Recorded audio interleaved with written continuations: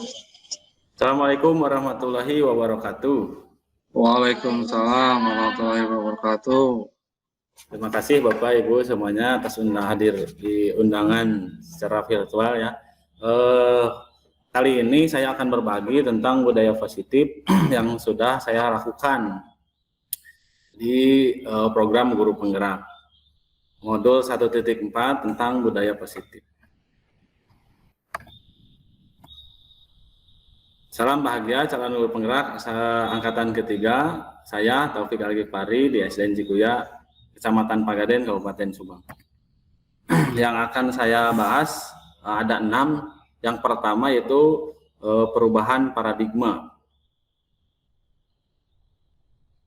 Untuk membangun budaya yang positif, sekolah perlu menyediakan lingkungan yang positif, aman, dan nyaman agar murid-murid mampu berpikir, bertindak, dan mencipta dengan merdeka, mandiri, dan bertanggung jawab.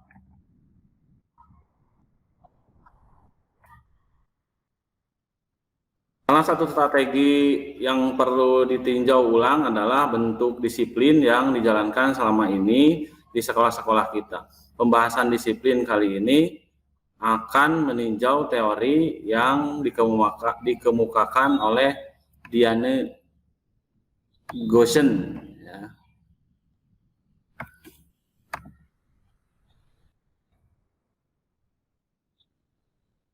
Nah, di sini ada paparan dari Dr. William Glasser dalam kontrol teori untuk meluruskan beberapa miskonsepsi tentang teori kontrol. Yang pertama yaitu tentang ilusi guru mengontrol murid. Pada dasarnya kita tidak dapat memaksa murid untuk berbuat sesuatu jikalau murid tersebut memilih untuk tidak melakukannya. Walaupun tampaknya kita sedang mengontrol perilaku murid tersebut. Hal ini karena murid tersebut sedang mengizinkan dirinya dikontrol. Saat itu bentuk kontrol guru menjadi kebutuhan dasar yang dipilih murid tersebut. Teori kontrol menyatakan bahwa semua perilaku memiliki tujuan, bahkan terhadap perilaku yang tidak disukai. Untuk yang kedua, kata Dr. William, ilusi bahwa semua penguatan positif efektif dan bermanfaat. Penguatan positif atau bujukan adalah bentuk-bentuk kontrol. Segala usaha untuk mempengaruhi murid agar mengulangi suatu perilaku tertentu. Suatu usaha untuk mengontrol murid tersebut dalam jangka waktu tertentu, kemungkinan murid tersebut akan menyadarinya dan mencoba untuk menolak bujukan kita, atau bisa jadi murid tersebut menjadi tergantung pada pendapat sang guru untuk berusaha. Yang keempat, ilusi bahwa kritik dan membuat orang merasa bersalah dapat menguatkan karakter.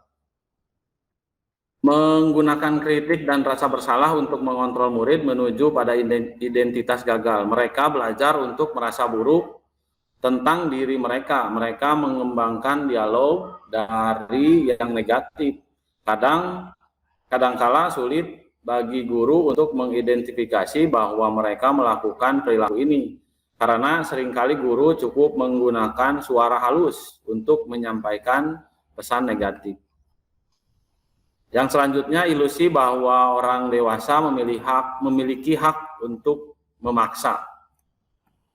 Banyak orang dewasa yang percaya bahwa mereka memiliki tanggung jawab untuk membuat murid-murid berbuat hal-hal tertentu. Apapun yang dilakukan dapat diterima selama ada sebuah kemajuan berdasarkan sebuah pengukuran kinerja. Pada saat itu pula orang dewasa akan menyadari bahwa perilaku memaksa tidak akan efektif untuk jangka waktu panjang dan sebuah hubungan permusuhan akan terbentuk. Bagaimana seseorang bisa berubah dari paradigma stimulus respon kepada pendekatan teori kontrol, kata Stephen Covey ya. Bila kita ingin membuat kemajuan perlahan, sedikit-sedikit, ubahlah sikap atau perilaku Anda. Namun, bila kita ingin memperbaiki cara-cara utama kita, maka kita perlu mengubah kerangka acuan kita. Ubahlah bagaimana Anda melihat dunia, bagaimana Anda berpikir tentang manusia. Ubahlah paradigma Anda, skema pemahaman dan penjelasan aspek-aspek tertentu tentang realitas. Ini bisa digambarkan seperti ini, stimulus respon lawan teori kontrol, pandangan tentang dunia. Stimulus respon tentang dunia, realitas kebutuhan kita sama, kan, tetapi tentang teori kontrolnya, realitas kebutuhan kita berbeda. Untuk stimulus respon yang kedua, semua orang melihat hal yang sama. Teori kontrolnya, setiap orang memiliki gambaran berbeda. Kita mencoba mengubah orang agar berpandangan sama dengan kita menurut stimulus respon, dan teori kontrolnya kita berusaha memahami pandangan orang lain tentang dunia. Yang selanjutnya, perilaku buruk dilihat sebagai suatu kesalahan. Teori kontrolnya, semua perilaku memiliki tujuan. Orang lain bisa mengontrol saya, teori kontrolnya hanya Anda yang bisa mengontrol diri Anda. Stimulus respon yang selanjutnya, saya bisa mengontrol orang lain.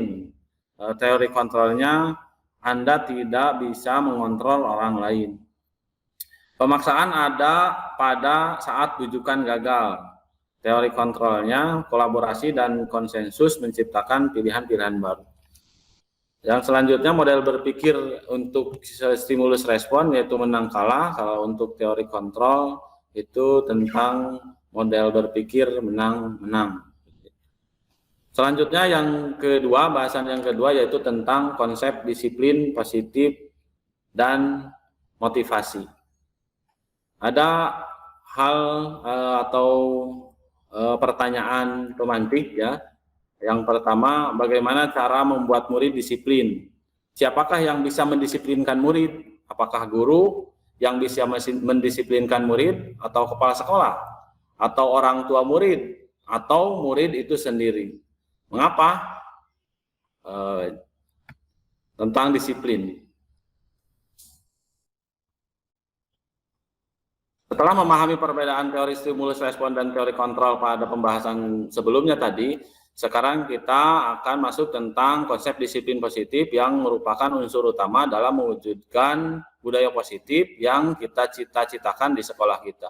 Kebanyakan guru sangat tertarik dengan topik pembahasan tentang disiplin. Mereka berpendapat bahwa kalau saja anak-anak bisa disiplin, pasti mereka akan bisa belajar. Para guru juga berpendapat bahwa mendisiplinkan anak-anak adalah bagian yang paling menantang dari pekerjaan mereka.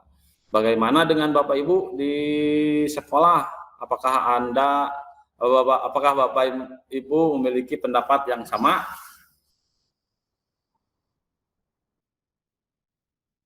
Saya akan membacakan artikel tentang makna kata disiplin.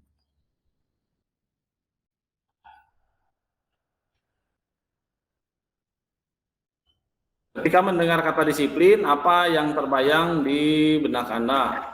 Apa yang terlintas di pikiran Anda? Kebanyakan orang akan menghubungkan kata disiplin dengan tata tertib, teratur, dan kepatuhan pada peraturan. Kata disiplin juga sering dihubungkan dengan hukuman. Padahal itu sungguh berbeda, karena belajar tentang disiplin positif tidak harus dengan memberi hukuman. Justru itu adalah salah satu alternatif terakhir, dan kalau perlu tidak digunakan sama sekali. Dalam budaya kita, makna kata disiplin dimaknai menjadi sesuatu yang dilakukan seseorang pada orang lain untuk mendapatkan kepatuhan. Kita cenderung menghubungkan kata disiplin dengan ketidaknyamanan. Menurut Bapak Ki Hajar Dewantara menyatakan bahwa di mana ada kemerdekaan, disitulah harus ada disiplin yang kuat. Sungguh pun disiplin itu bersifat self-disiplin, yaitu kita sendiri yang mewajibkan kita dengan sekeras-kerasnya. Tetapi itu sama saja, sebab jikalau kita tidak cakap melakukan self disiplin, wajiblah penguasa lain mendisiplinkan diri kita, dan peraturan demikian itulah harus ada di dalam suasana yang merdeka. Menurut Ki Hajar Dewantara, di situ Ki Hajar menyatakan bahwa untuk mencapai kemerdekaan atau dalam konteks pendidikan kita saat ini, untuk menciptakan murid yang merdeka, syarat utamanya adalah harus ada disiplin yang kuat. Disiplin yang dimaksud adalah disiplin diri yang memiliki motivasi internal. Jika kita tidak memiliki motivasi internal, maka kita memerlukan pihak lain untuk mendisiplinkan kita atau motivasi eksternal. Karena berasal dari luar, bukan dari dalam diri kita sendiri. Adapun definisi kata merdeka menurut Ki Hajar Dewantara, merdeka itu jarwanya nora mong lepasing pangengin ugo kuat kuasa aman diri Triangga, yang artinya yaitu tidak hanya terlepas dari pemerintah, akan tetapi juga cakap buat memerintah diri sendiri.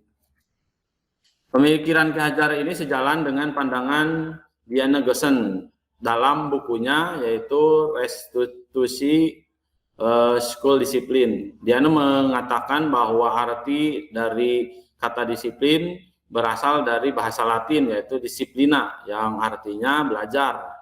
Kata disiplin juga berasal dari kata yang sama dengan disiplin atau murid. Untuk menjadi seorang murid atau pengikut, seseorang harus paham betul alasan mengapa mereka mengikuti suatu aliran atau ajaran tertentu, sehingga motivasi yang terbangun adalah motivasi intrinsik, bukan ekstrinsik.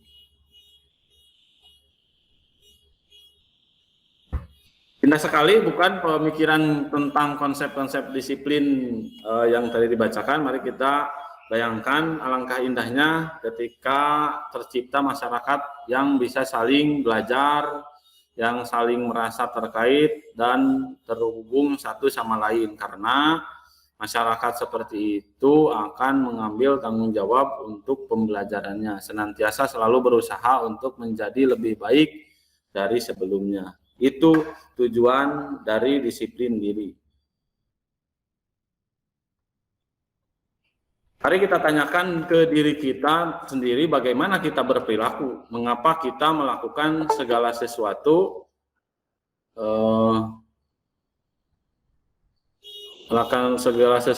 apakah kita melakukan sesuatu karena adanya dorongan dari lingkungan atau ada dorongan dari orang lain. Bahasan yang kedua tentang motivasi. Ada tiga motivasi perilaku manusia. Menurut Diana Gosen dalam bukunya yaitu ada tiga hal. Yang pertama untuk menghindari ketidaknyamanan atau hukuman.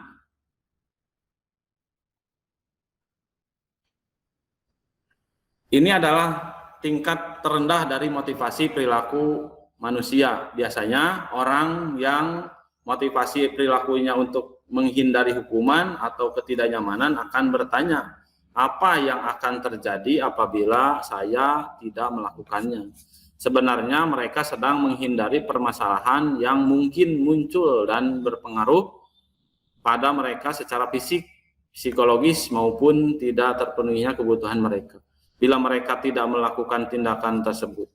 Bahasan yang kedua, menurut Diana, untuk mendapatkan imbalan atau penghargaan dari orang lain. Atau tingkat di atas motivasi yang pertama di sini orang berperilaku untuk mendapatkan imbalan atau penghargaan dari orang lain. Orang dengan motivasi ini akan bertanya, apa yang akan saya dapatkan apabila saya melakukannya? Mereka melakukan sebuah tindakan untuk mendapatkan pujian dari orang lain yang menurut mereka penting dan mereka letakkan dalam dunia berkualitas mereka. Mereka juga melakukan sesuatu untuk mendapatkan hadiah, pengakuan, atau imbalan. Yang ketiga dari motivasi perilaku manusia yaitu untuk menjadi orang yang mereka inginkan dan menghargai diri sendiri dengan nilai-nilai yang mereka percaya. Orang dengan motivasi ini akan bertanya, akan menjadi orang yang seperti apa bila saya melakukannya. Mereka melakukan sesuatu karena nilai-nilai yang mereka yakini dan hargai, dan mereka melakukannya karena mereka ingin menjadi orang yang melakukan nilai-nilai yang mereka yakini tersebut. Ini adalah motivasi yang akan membuat seseorang memiliki disiplin positif, karena motivasi berperilakunya bersifat internal, bukan eksternal. Pernahkah pernahkah Bapak Ibu berada dalam sebuah situasi di mana Bapak Ibu sengaja melakukan sesuatu yang menyakitkan bagi Anda, bahkan bertabrakan dengan penghargaan dari orang lain? Mengapa tetap memilih melakukannya padahal tahu akibatnya akan menyakitkan? Mungkin akan dikecam secara sosial, bahkan ada kerugian secara finansial. Terus apa prinsip-prinsip yang diperjuangkan atau dilindungi saat itu Anda sedang menjadi orang yang seperti apa? Tujuan dari disiplin positif adalah menanamkan motivasi yang ketiga pada murid-murid kita, yaitu untuk menjadi orang yang mereka inginkan dan menghargai diri sendiri dengan nilai-nilai yang mereka percaya. Ketika murid-murid kita memiliki motivasi tersebut, mereka telah memiliki motivasi intrinsik yang berdampak jangka panjang, motivasi yang tidak akan terpengaruh pada adanya hukuman atau hadiah. Mereka akan tetap berperilaku baik dan berlandaskan nilai-nilai kebajikan karena mereka ingin menjadi orang yang menjunjung tinggi nilai-nilai yang mereka hargai. Pertanyaannya sekarang, bagaimana cara kita sebagai guru untuk menanamkan disiplin positif yang positif ini kepada murid-murid kita? Mudah-mudahan disiplin positif ini tertanam di sekolah Bapak Ibu. Bahasan yang ketiga yaitu tentang keyakinan kelas. Sebelum membahas tentang keyakinan kelas, ada beberapa pertanyaan. Mengapa keyakinan kelas? Mengapa tidak peraturan kelas saja? Seperti itu. Terus ada lagi, mengapa adanya keyakinan kelas penting untuk terbentuknya sebuah budaya positif? Terus ada lagi, bagaimana mewujudkan sebuah keyakinan kelas yang efektif? Setiap tindakan atau perilaku yang kita lakukan di dalam kelas dapat menentukan terciptanya sebuah lingkungan positif. Perilaku warga kelas tersebut menjadi sebuah kebiasaan yang akhirnya terbentuk atau membentuk sebuah budaya positif. Untuk terbentuknya budaya positif, pertama-tama perlu diciptakan dan disepakati keyakinan-keyakinan atau prinsip-prinsip dalam bersama di antara para warga kelas. Ya.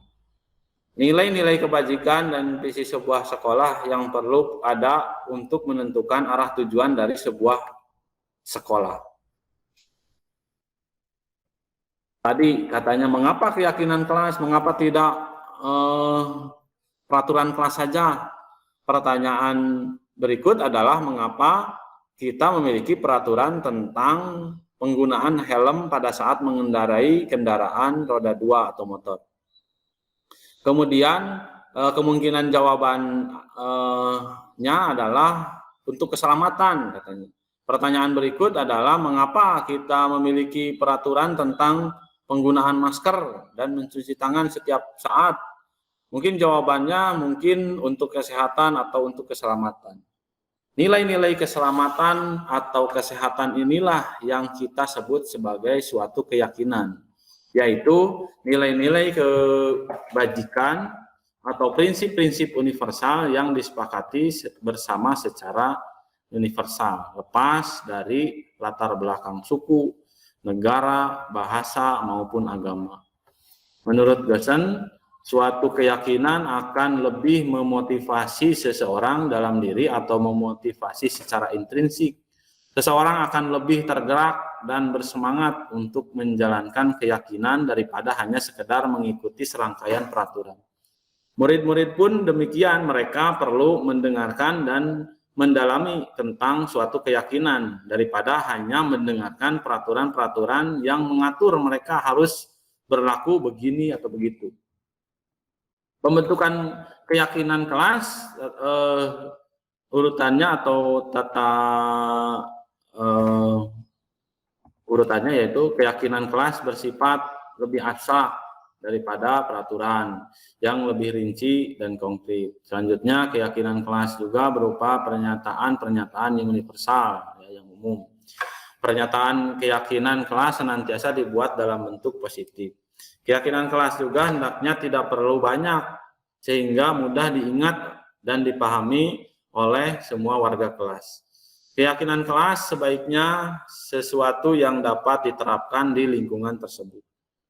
Semua warga kelas hendaknya ikut berkontribusi dalam pembuatan keyakinan kelas lewat kegiatan curah pendapat dan bersedia meninjau kembali keyakinan kelas dari waktu ke waktu. Jadi sebelum memulai pelajaran biasanya dibuat dulu keyakinan kelasnya supaya tertib dan terjalin komunikasi dengan murid. Seperti yang dicontohkan di gambar, keyakinan kelasnya, kami bekerja sama menciptakan ketertiban kelas, kami menghormati guru, kami menjaga kebersihan kelas, kami belajar dengan semangat, kami ingin guru yang baik, adil, dan kreatif. Kami membantu teman yang kesulitan. Ini diambil dari salah satu keyakinan kelas di kelas yang lain.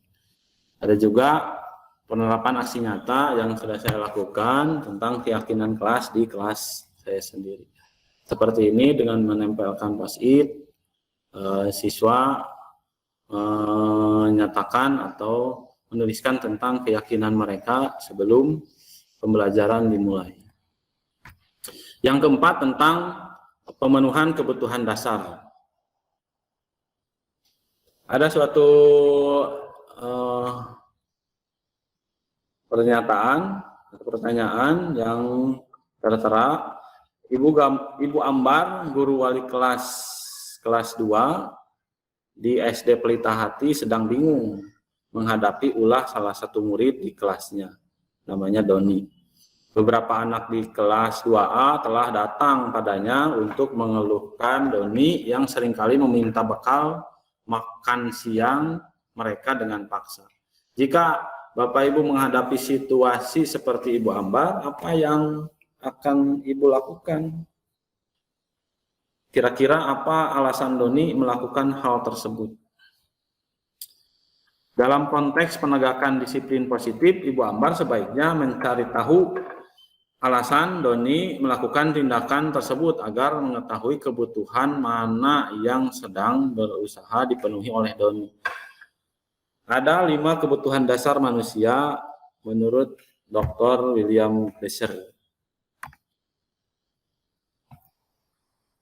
di dalam bukunya, yaitu Chaos Theory.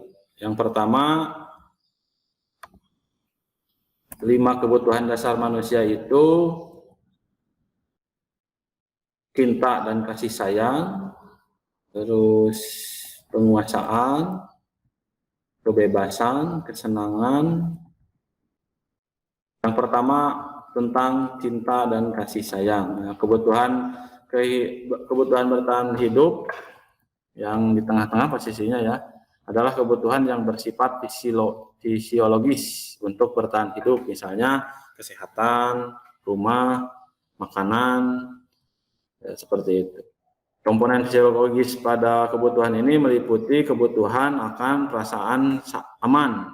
Dalam kasus Doni yang tadi di atas, apabila jawaban Doni ketika ditanya oleh Ibu Ambar adalah karena ia lapar dan orang tuanya tidak membawakannya bekal makan siang, maka kebutuhan dasar yang sedang berusaha dipenuhi oleh Doni adalah kebutuhan untuk bertahan hidup atau survival.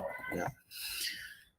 Bahasan tentang cinta dan kasih sayang atau kebutuhan untuk diterima. Kebutuhan ini adalah 3 kebutuhan berikutnya adalah kebutuhan psikologis. Kebutuhan ini untuk mencintai dan memiliki meliputi kebutuhan akan hubungan dan koneksi sosial. Kebutuhan untuk memberi dan menerima kasih sayang dan kebutuhan untuk merasa menjadi bagian dari suatu kelompok. Kebutuhan ini juga meliputi keinginan untuk tetap terhubung dengan orang lain, seperti teman, keluarga, pasangan hidup, teman kerja, dengan binatang peliharaan, dan kelompok di mana kita tergabung. Anak-anak yang memiliki kebutuhan dasar cinta dan kasih sayang yang tinggi biasanya ingin disukai dan diterima oleh lingkungannya. Mereka juga akrab dengan orang tuanya. Biasanya mereka belajar karena suka pada gurunya. Bagi mereka, teman sebaya sangatlah penting. Mereka juga biasanya suka bekerja dalam kelompok. Dalam kasus seperti Doni yang tadi di atas, apabila Doni menjawab bahwa alasannya mengambil bekal temannya karena dia merasa senang, temannya jadi memperhatikan dia ketika temannya melaporkan tindakannya itu pada gurunya dan gurunya memberitahu orang tuanya sehingga orang tuanya jadi memperhatikan dia. Maka kebutuhan dasar yang sedang dipenuhi Doni yaitu kebutuhan akan dicintai dan kasih sayang. Kebutuhan yang selanjutnya yaitu tentang penguasaan atau kebutuhan pengakuan atas kemampuan. Kebutuhan ini berhubungan dengan kekuatan untuk mencapai sesuatu. Menjadi kompeten, menjadi terampil, diakui atas prestasi dan keterampilan kita, didengarkan dan memiliki rasa harga diri. Kebutuhan ini meliputi keinginan untuk dianggap berharga, bisa membuat perbedaan, bisa membuat pencapaian, kompeten, diakui, dihormati. Ini meliputi self-esteem dan keinginan untuk meninggalkan pengaruh. Anak-anak yang memiliki kebutuhan dasar akan kekuasaan yang tinggi biasanya selalu ingin menjadi pemimpin. Mereka juga suka mengamati sebelum mencoba hal baru dan merasa kecewa bila melakukan kesalahan. Mereka juga biasanya rapih dan sistematik selalu ingin mencapai yang terbaik. Dalam kasus Doni tadi di atas, jawaban Doni adalah dia merasa hebat karena temannya jadi takut dengan dia dan menuruti keinginannya mereka. Maka sebetulnya Doni sedang berusaha memenuhi kebutuhan dasarnya akan kekuasaan. Kebutuhan yang ketiga yaitu kebebasan atau kebutuhan akan pilihan. Kebutuhan untuk bebas adalah kebutuhan akan kemandirian, otonomi, memiliki pilihan dan mampu mengendalikan arah hidup seseorang. Anak-anak dengan kebutuhan kebebasan yang tinggi menginginkan pilihan. Mereka perlu banyak bergerak, suka mencoba-coba, tidak terlalu terpengaruh orang lain, dan senang mencoba hal baru dan menarik. Bila jawaban Doni dalam kasus tadi adalah bahwa dia merasa bosan dengan bekal makanan yang dibawakan ibunya dari rumah, karena ibunya selalu membawakan bekal yang sama, oleh karena itu dia ingin mencoba makanan teman-temannya yang beraneka ragam. Maka Doni sedang berusaha memenuhi kebutuhannya akan kebebasan atau freedom. Yang terakhir tentang kesenangan atau kebutuhan untuk merasa senang. Kebutuhan akan kesenangan adalah kebutuhan untuk mencari kesenangan, bermain dan tertawa. Bayangkan hidup tanpa kenikmatan apapun, betapa menyedihkan. Glaser menghubungkan kebutuhan akan kesenangan dengan belajar. Semua hewan dengan tingkat intelijensi tinggi seperti anjing, lumba-lumba, atau primata dan lain-lainnya bermain. Saat mereka bermain, mereka mempelajari keterampilan hidup yang penting. Manusia tidak berbeda. Anak-anak dengan kebutuhan dasar kesenangan yang tinggi biasanya ingin menikmati apa yang dilakukan. Mereka juga berkonsentrasi tinggi saat mengerjakan hal yang disenangi. Mereka suka permainan dan suka mengoleksi barang, suka bergurau, suka melucu, dan juga menggemaskan bahkan saat bertingkah laku buruk. Dalam kasus tadi, bila Doni menjawab bahwa ia melakukannya karena iseng saja dan ia menikmati ekspresi wajah teman-temannya yang kesal karena diambil makanannya, dan menurut dia ekspresi teman-temannya itu lucu, maka berarti Doni sedang berusaha memenuhi kebutuhan akan kesenangannya.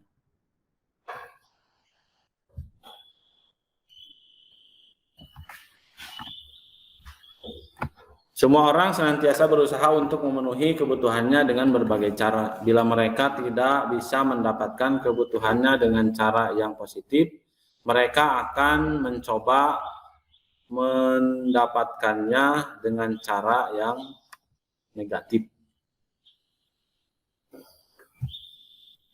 Seorang murid yang tidak begitu berhasil secara akademik mungkin kebutuhannya akan kekuasaan tidak terpenuhi di sekolah. Oleh karena itu mungkin dia akan mencoba untuk memenuhi kebutuhan kekuasaannya dengan mencoba mengatur orang lain di lapangan bermain atau bahkan menyakiti mereka secara fisik.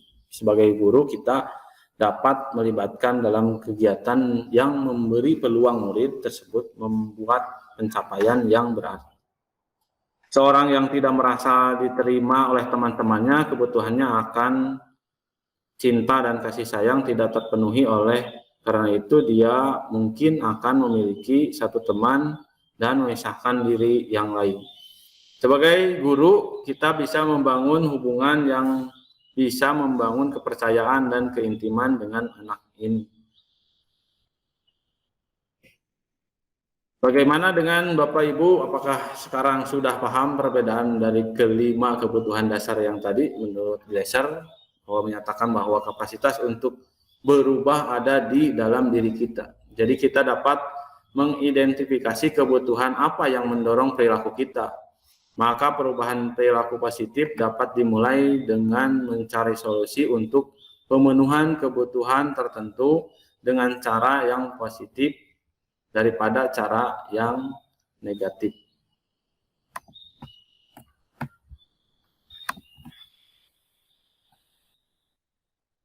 Perilaku manusia dan 5 kebutuhan dasar manusia untuk memahami dasar alasan-alasan yang mendasari tindakan manusia, ada suatu cerita atau teks tentang dunia berkualitas dengan membaca teks tersebut ya. Dunia berkualitas adalah tempat kasus dalam pikiran kita, di tempat kita menyimpan gambaran representasi dari semua yang kita inginkan. Bisa berisi orang-orang, hal-hal yang dan apa saja yang terbaik dalam hidup kita dan membuat kita merasa bahagia terpenuhi kebutuhan dasar kita. Kata Dr. William Gleiser menyebutkan seperti semacam album foto sehingga isinya tidak akan terlalu banyak, hanya akan terdiri dari beberapa hal saja yang sangat signifikan dan benar-benar terbaik dalam hidup kita, yang membuat hidup kita menjadi lebih bermakna. Kebutuhan dasar itu bersifat lebih umum dan universal, sedangkan dunia berkualitas lebih unik dan personal. Orang, tempat, benda, nilai-nilai, dan kepercayaan yang penting bagi kita akan termasuk di sana. Untuk masuk ke dunia kualitas, syaratnya adalah bahwa sesuatu itu harus terasa sangat baik bagi kita dan memenuhi setidaknya satu atau lebih kebutuhan dasar kita. Dalam menentukan segala sesuatu yang masuk dalam dunia berkualitas, tidak perlu kita terlalu mempertimbangkan standar masyarakat tentang apa saja yang penting dan yang tidak. Gambaran dunia berkualitas adalah unik dan spesifik untuk setiap orang. Jika kita bisa hidup di dunia, kualitas kita hidup akan sempurna buat kita, tapi sayangnya kita tidak bisa tinggal di sana. Murid kita juga mempunyai gambaran dunia berkualitas.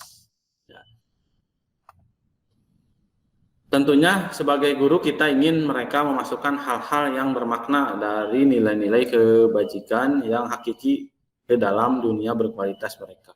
Bila guru dapat membangun interaksi yang memberdayakan dan memerdekakan murid, maka murid akan meletakkan dirinya sendiri sebagai individu yang positif dalam dunia berkualitas karena mereka menghargai nilai-nilai kebijakan. Bapak Ibu yang saya hormati, ada 2 bahasan lagi ya tentang budaya positif. Yang selanjutnya yaitu tentang 5 posisi kontrol. Sebelumnya ada kasus pertama dulu ya, Ibu Tisa ya. Bu Tisa dan Hana dipanggil masuk ke ruangan Ibu Dewi, Kepala Sekolah SMA Makmur. Ibu Dewi baru saja mendapatkan pengaduan dari Ibunda Tisa bahwa Hana menggunakan kata-kata kasar dan merendahkan Tisa di sosial media atau sosmed. Terus yang kedua yaitu Anto jarang sekali hadir di pembelajaran jarak jauh. Dan pada saat hadir pun Anto seringkali menggunakan kata-kata kasar di kolom chat, mengejek teman-temannya. Hal ini sudah sangat mengganggu dan beberapa orang tua murid yang mengikuti pembelajaran daring pun mengeluhkan tentang perilaku Anto di pembelajaran jarak jauh. Nah, bila Bapak Ibu menemukan kasus tersebut, penerapan disiplin apa yang akan dilakukan untuk kasus Hana dan Anto? Bahasanya ada di 5 posisi kontrol. Biasanya ini tentang kegiatan kita sehari-hari tanpa kita sadari. 5 posisi kontrol kata Dian Negwasan dalam bukunya yaitu mengemukakan bahwa guru itu perlu meninjau kembali penerapan disiplin di dalam ruang-ruang kelas kita selama ini. Apakah telah efektif? Apakah berpusat kemerdekaan dan kemandirian murid? Bagaimana dan mengapa? Melalui serangkaian riset dan bersandar pada teori kontrol Dr. William Glasser, dosen berkesimpulan ada 5 posisi kontrol yang diterapkan oleh seorang guru, orang tua, ataupun atasan dalam melakukan kontrol. Kelima posisi kontrol tersebut adalah yang pertama penghukum, yang kedua pembuat orang merasa bersalah, yang ketiga teman sebagai teman, yang yang keempat sebagai monitor atau pemantau, dan yang terakhir sebagai manajer. Untuk lebih jelasnya akan dibahas tentang yang pertama 5 posisi kontrol penghukum. Seorang penghukum bisa menggunakan hukuman fisik maupun verbal.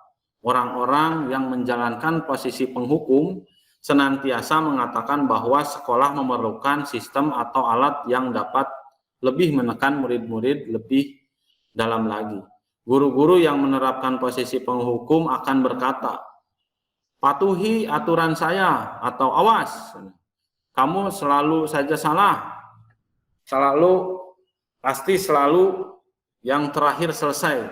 Guru seperti ini senantiasa percaya hanya ada satu cara agar pembelajaran bisa berhasil, yaitu dengan cara dia sendiri. Itu posisi sebagai penghukum. Yang selanjutnya, posisi kontrol yang kedua, yaitu membuat orang merasa bersalah. Dalam posisi ini, biasanya guru akan bersuara lebih lembut. Membuat orang merasa bersalah akan menggunakan keheningan yang membuat orang lain merasa tidak nyaman. bersalah atau rendah diri. Kata-kata yang keluar dengan lembut akan seperti ibu, seperti contohnya ibu sangat kecewa sekali dengan kamu. Berapa kali Bapak harus memberitahu kamu ya. Bagaimana coba kalau orang tua kamu tahu kamu berbuat begini. Nah, di posisi ini murid akan memiliki penilaian diri yang buruk tentang diri mereka. Murid merasa tidak berharga dan telah mengecewakan orang-orang yang disayanginya. Itu untuk posisi kontrol pembuat orang merasa bersalah. Di posisi kontrol yang selanjutnya sebagai teman. Guru pada posisi ini tidak akan menyakiti murid, namun akan tetap berupaya mengontrol murid melalui persuasi. Posisi teman pada guru bisa negatif ataupun positif. Positif di sini berupa hubungan baik yang terjalin antara guru dan murid. Guru di posisi teman menggunakan hubungan baik dan humor untuk mempengaruhi seseorang. Mereka akan berkata jika di posisi sebagai teman, ayo bantulah demi Bapak ya.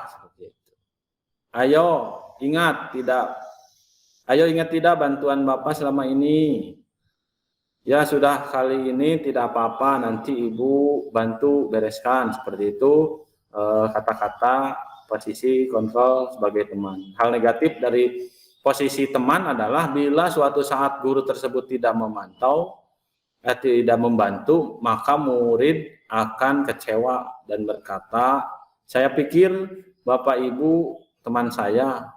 Murid merasa dikecewakan dan tidak mau lagi berusaha. Hal-hal yang mungkin timbul adalah murid hanya akan bertindak untuk guru tertentu dan tidak untuk guru lainnya. Murid akan tergantung pada guru tersebut.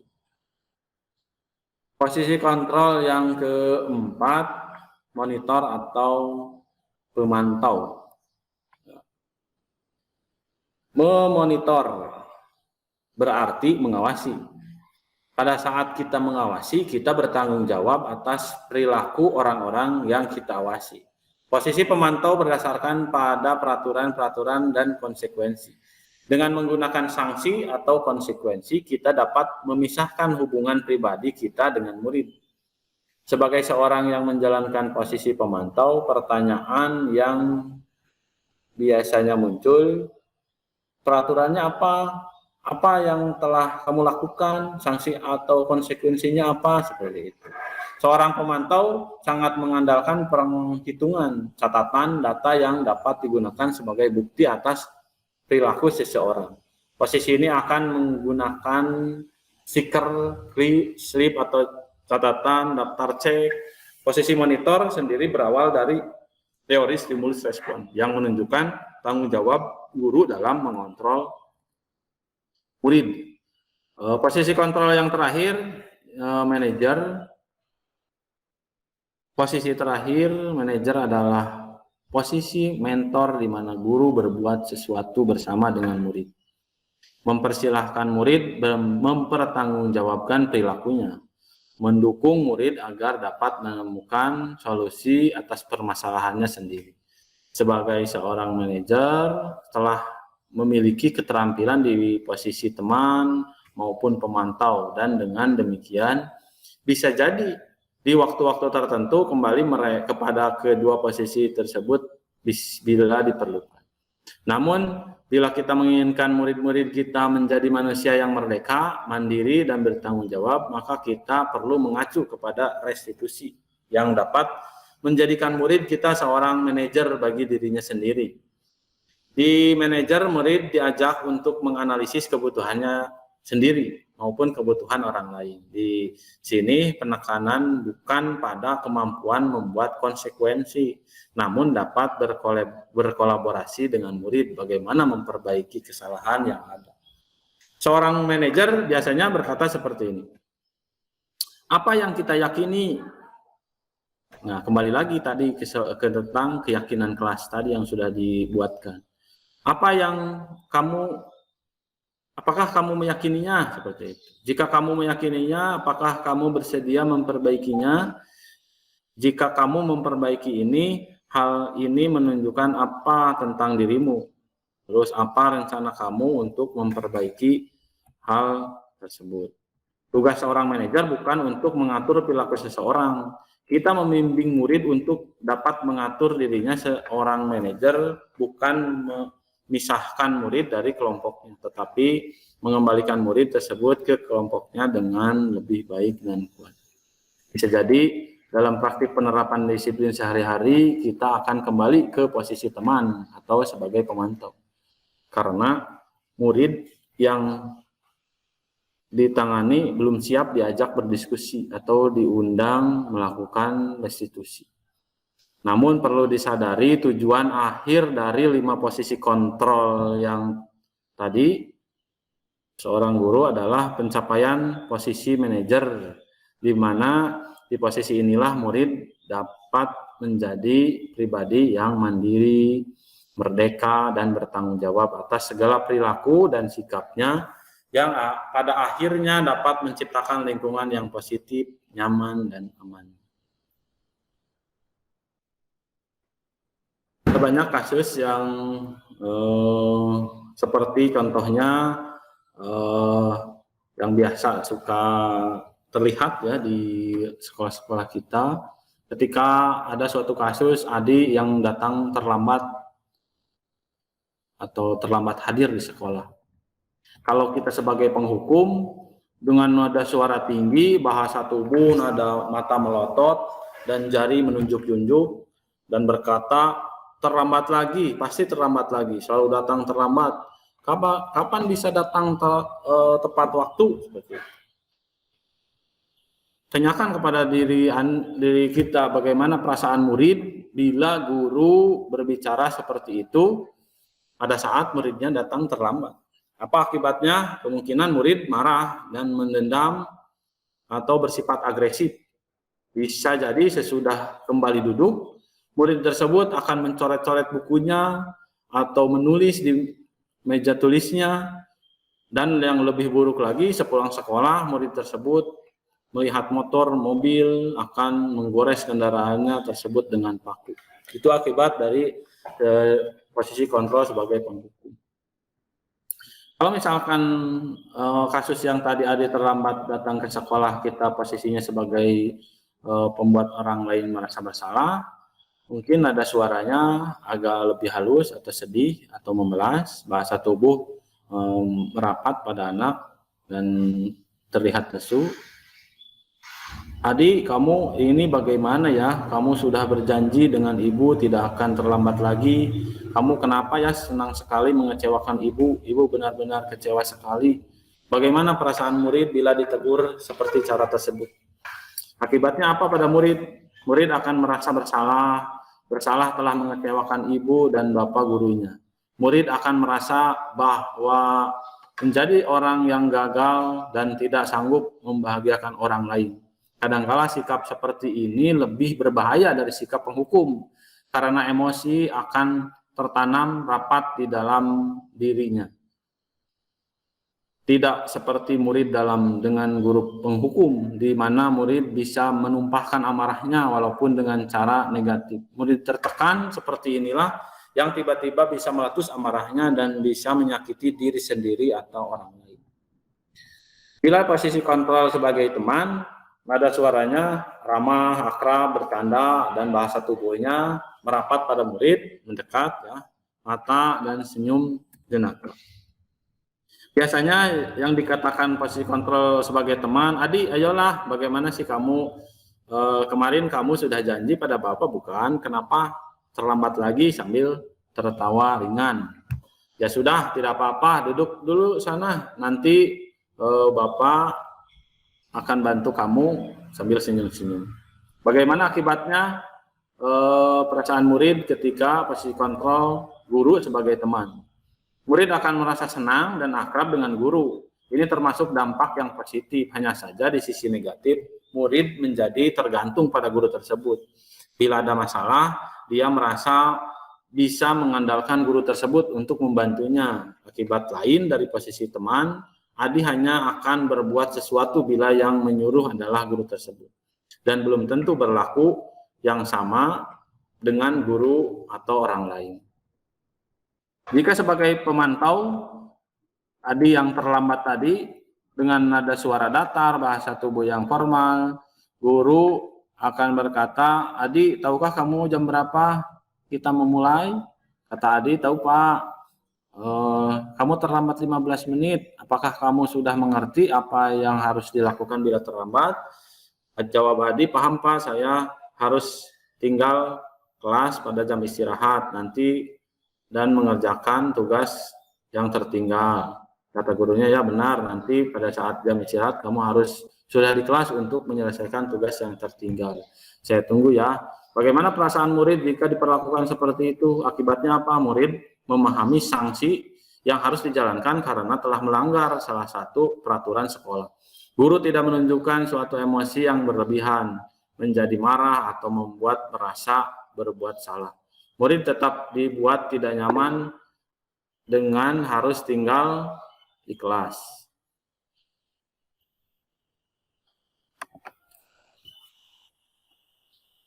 Itu sebagai masih kontrol pemantau. Terakhir, bila mana kasus tadi posisi guru sebagai manajer, nada suaranya halus, bahasa tubuh yang tidak kaku dengan mendekat ke murid, guru akan berkata, "Adi, apakah kamu mengetahui jam berapa sekolah dimulai?" Kata Adi, "Tahu Pak, jam 7. Kata guru, "Ya, jadi kamu terlambat. Kira-kira bagaimana kamu akan memperbaiki masalah ini?" Kata siswanya, "Saya bisa menanyakan teman saya Pak untuk mengejar tugas yang tertinggal." Kata gurunya, "Baik, itu bisa dilakukan. Apakah besok akan ada masalah untuk kamu agar bisa hadir tepat waktu sekolah?" Kata siswanya, kata Adi, "Tidak Pak, saya bisa hadir tepat waktu." Guru berkata, "Baik, saya hargai usahamu untuk memperbaiki diri." Jika posisi manajer, bagaimana perasaan murid diperlakukan seperti posisi kontrol sebagai manajer. Pada posisi manajer, maka suara guru sebaiknya tulus, tidak perlu marah, tidak perlu meninggikan suara, apalagi menunjuk-nunjuk jari ke murid.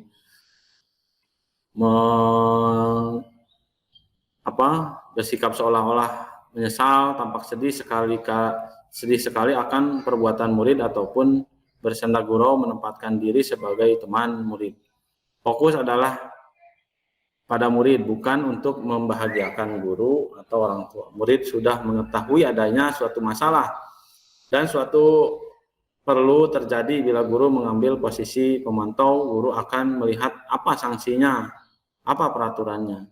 Namun pada posisi manajer, guru akan mengembalikan tanggung jawab pada murid untuk mencari jalan keluar permasalahannya, tentu dengan bimbingan guru.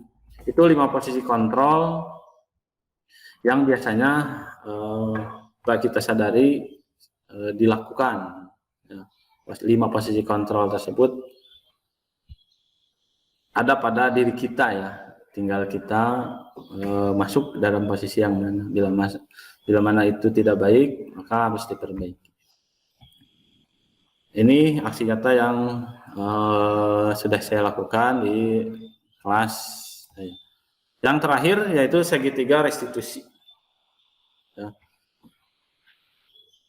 Dalam sebuah acara pesta ulang tahun, teman Anda memecahkan gelas. Apakah Anda akan membiarkan dia membayar harga gelas yang dipecahkannya? Terus Anda sudah berjanji bertemu dengan teman Anda, namun ternyata dia juga memiliki janji penting bertemu dengan orang lain di tempat lain. Dan Anda terpaksa naik taksi untuk menemui teman Anda di tempat itu. Apakah Anda akan meminta teman Anda membayar biaya taksi untuk menuju ke tempat tersebut? Terus yang ketiga, pegawai Anda membuat kesalahan yang menyebabkan kerugian finansial yang pada perusahaan. Pegawai tersebut menawarkan untuk bekerja lembur tanpa bayaran. Apakah Anda sebagai pemilik perusahaan akan menerimanya?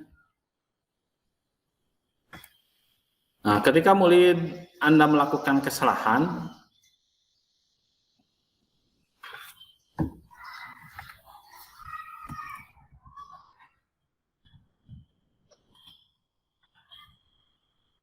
Pertanyaannya, apa Anda menunjukkan kesalahannya dan memintanya melihat kesalahan baik-baik? Atau Anda mengatakan kamu seharusnya tahu bagaimana kamu seharusnya bertindak? Atau Anda mengingatkan murid Anda akan kesalahannya yang sama di waktu sebelumnya? Selanjutnya, apakah Anda akan bertanya kepadanya, kenapa kamu melakukan sesuatu yang seharusnya tidak kamu lakukan? Yang terakhir, Anda akan mengkritik dia dan atau mendiamkannya. Penjelasan tentang restitusi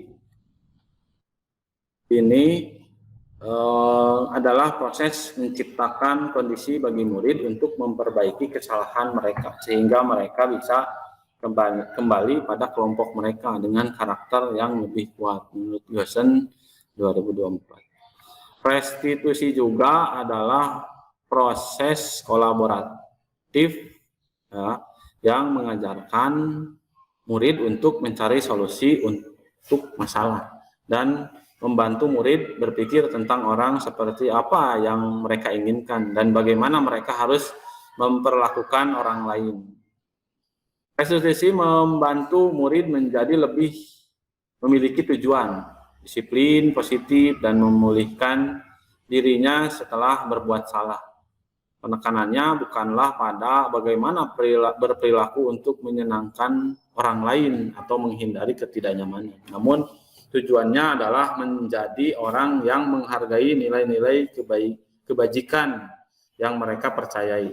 Sebelumnya kita telah belajar tentang teori kontrol bahwa pada dasarnya kita memiliki motivasi intrinsik.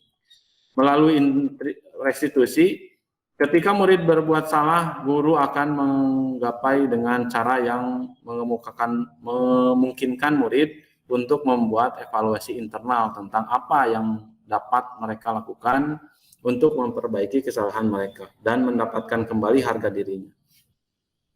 Restitusi menguntungkan korban, tetapi juga menguntungkan orang yang telah berbuat salah.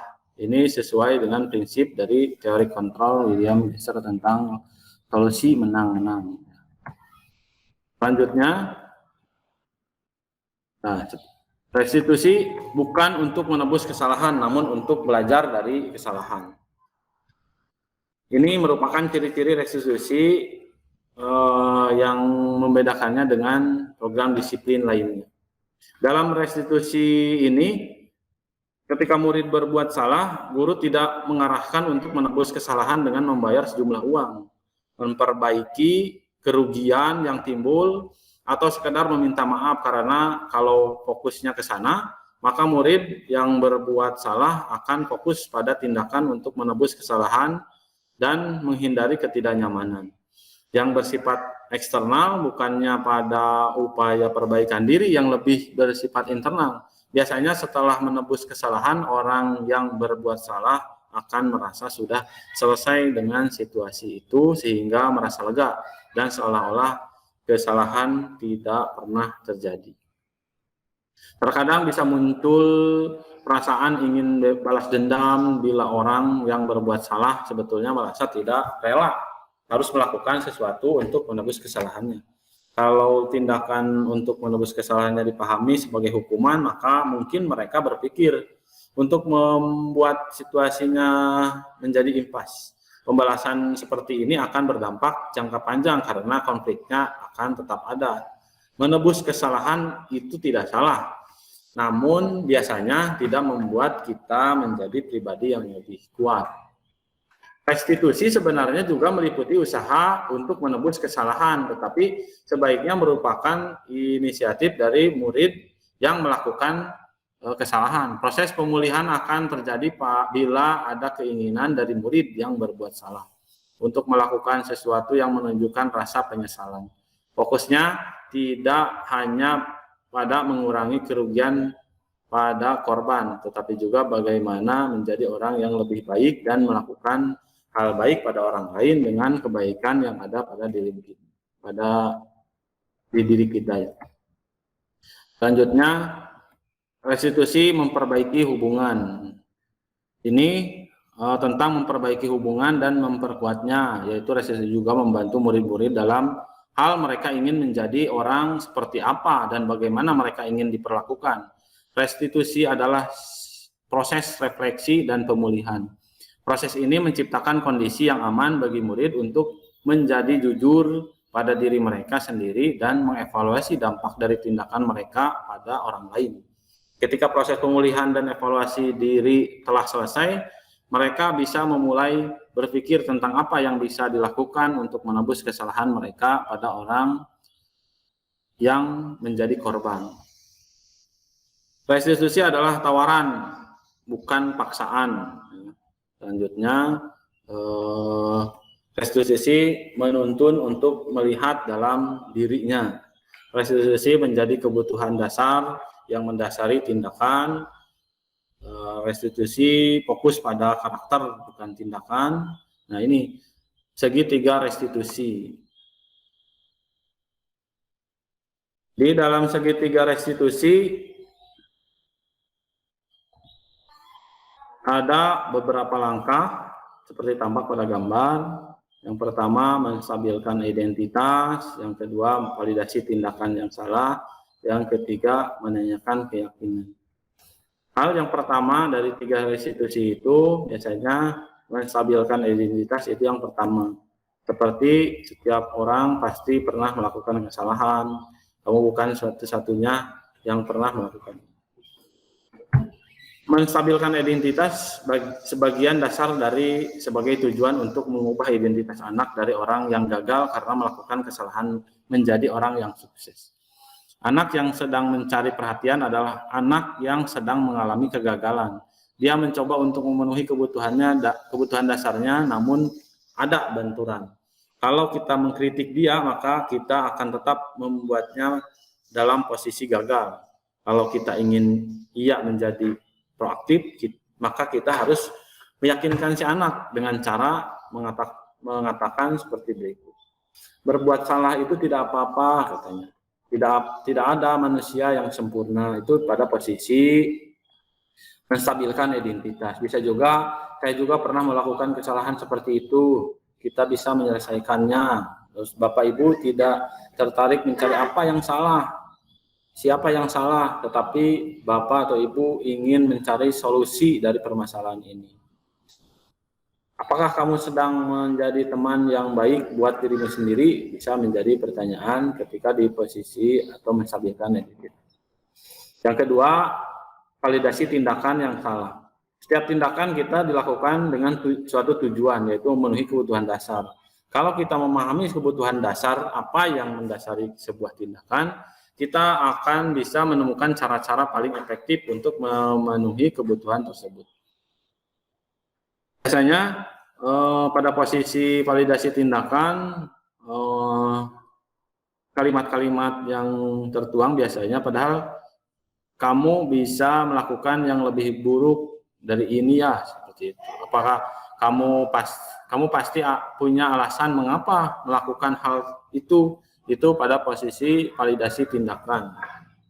Atau bisa jadi kamu boleh mempertahankan sikap itu, tapi kamu harus menambahkan sikap yang baru.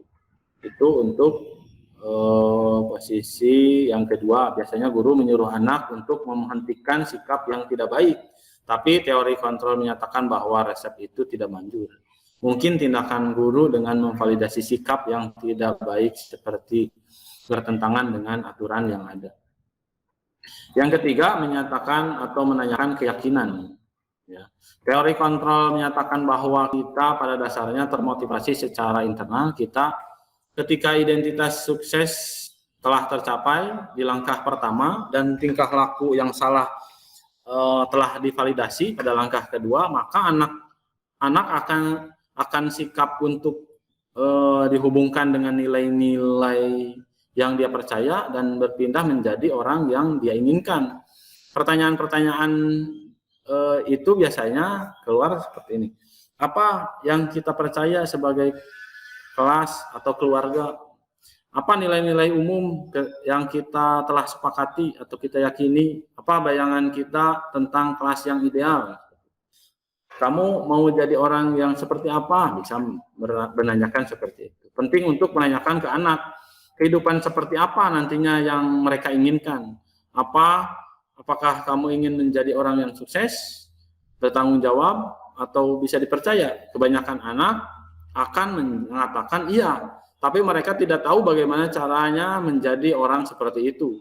Guru dapat membantu dengan berkata, seperti apa jika mereka jadi orang seperti itu. Ketika anak sudah mendapat gambaran yang jelas tentang orang seperti apa yang mereka inginkan, guru dapat membantu anak-anak tersebut fokus pada gambaran tersebut. Itu tentang segitiga restitusi. Ini kasus di sekolah saya tentang aksi nyata dengan menggunakan pola segitiga restitusi. Salam bahagia dari saya. Terima kasih atas kehadirannya Bapak Ibu sekalian. Mohon maaf menyita waktunya. Bila taufik wal hidayah. Wassalamualaikum warahmatullahi wabarakatuh. Tuh.